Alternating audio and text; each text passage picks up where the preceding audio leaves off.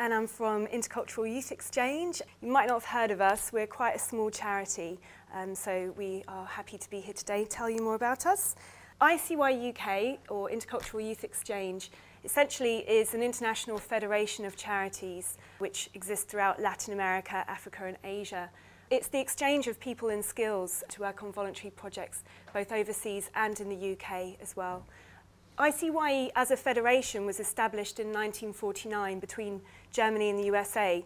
Actually, after the war, it was a peace-building mission to encourage peace. But ICYE UK was set up in 1993, and since then we've actually become the biggest of all the ICYEs within the federation in terms of the numbers that we send and that we host in the UK. We send about 70 volunteers overseas, and because we're exchange, we host about 45 to 50 volunteers in the UK.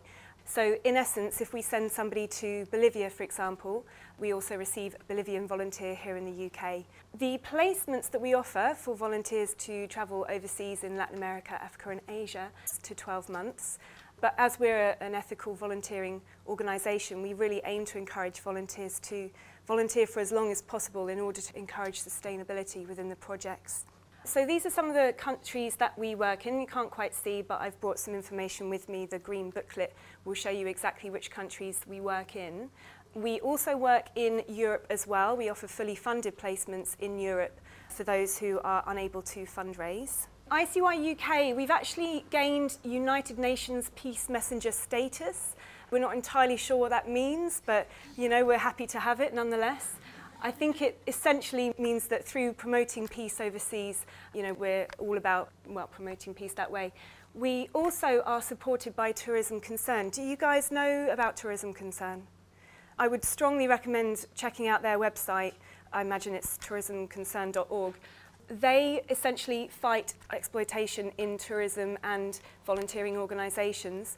We are working with them at the moment to develop an international code of practice, which means that whichever volunteering organisation sends volunteers overseas has to adhere to a code of practice, for example, working directly with local partners, that kind of thing.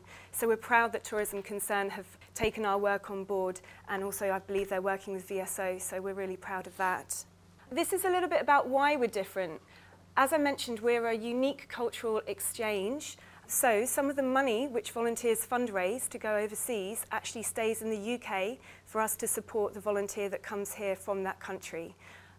We work with local partners, which is a really important aspect of ethical volunteering, because it means that the volunteers are out there working directly with local people.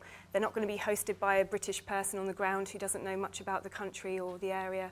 It's directly working with local partners, with local charities who know very well about the way that their organisation and their country works.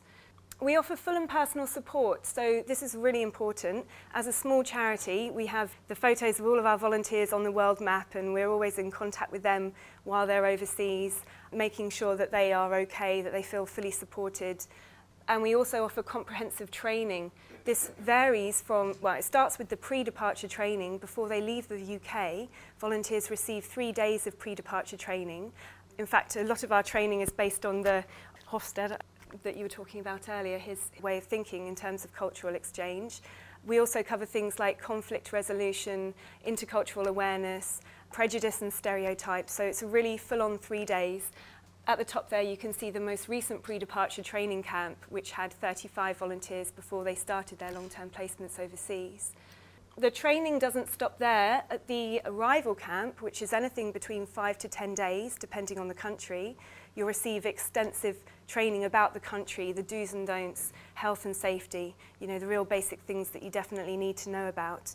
We also offer 30 hours of language lessons as well, just to make sure that volunteers really kind of get to grips initially with learning the language, because obviously that's vital to integration.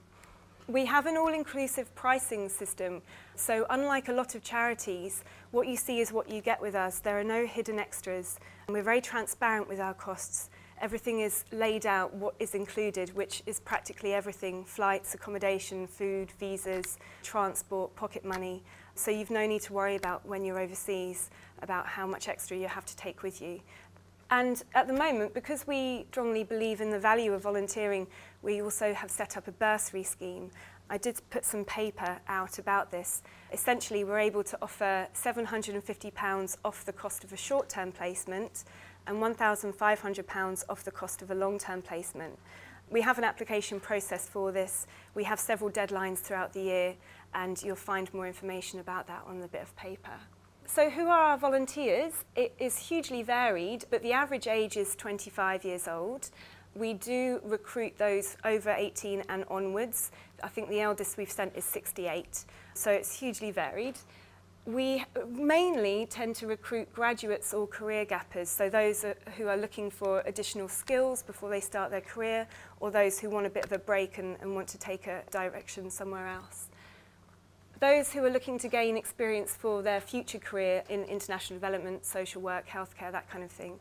And the reason we're able to offer this is because the work that you'll be doing is so hugely varied that we know we've got something for everyone. And I'll talk to you about the projects that you could be doing in a second. Particularly, we're looking for people who want a real cultural immersion into the local community. We don't offer holidays overseas, that's not what we're about.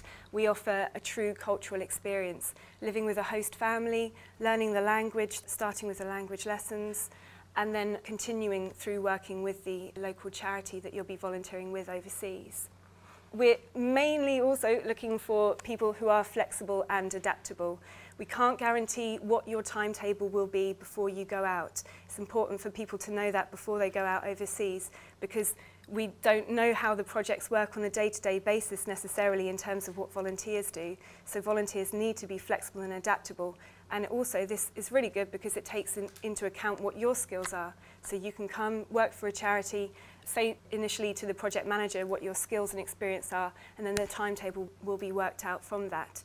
So if you have a kind of set thing in mind that you're after, something that offers work experience, you know, in the field of healthcare, for example, we're probably not the organisation for you. If you're looking for that set timetable, that's not what we can offer, unfortunately.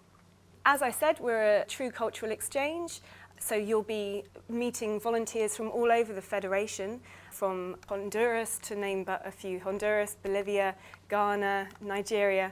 As I said, we've got 36 ICYE offices, so you could be in the same country with up to 20 or 30 volunteers from all over the Federation receiving your on-arrival training and your language lessons together. Obviously, you'll be meeting with people with that culture as well on a daily basis, your host family, the people who work at the project. Learning to love the local food. I did an ICYE placement in Uganda myself, and can't say I loved the local food, but I definitely had to get used to it. It's all part of the fun. And obviously, local shops, that kind of thing. So these are a few examples of the projects in a broad sense. We have a variety of things, so working in the field of human and women's rights, health projects, disability, business-related projects, environment, sports projects.